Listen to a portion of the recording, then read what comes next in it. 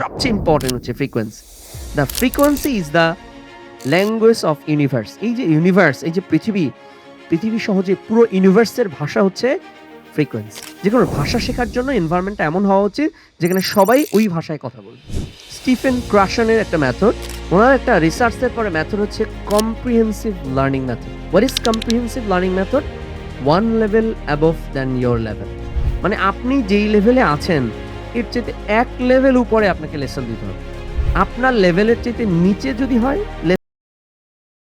না, আর যদি অনেক বেশি উপরে হয়, ধরেন আপনি লেভেল 1 এ আছেন, আপনাকে লেভেল 3 লেসন,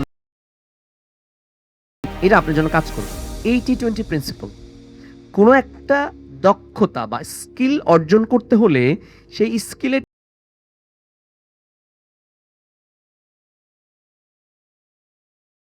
20% কাজ থেকে। আমরা এখানে যে বেশি ভুল করে তাকে বেশি উৎসাহ দেই। তার মানে ভুল করতে করতে শেখে। ব্লু হচ্ছে ব্রেইন পছন্দ করে, ব্রেইনের কালার হচ্ছে ব্লু। আপনি যদি ব্লু কালি দিয়ে লেখেন, আপনার ব্রেইন অনেক বেশি মনে রাখবে। মানুষ ফেসবুকে এত বেশি আকর্ষণ কেন? অ্যালগরিদম ব্লু, ব্রেইন ব্লু পছন্দ করে।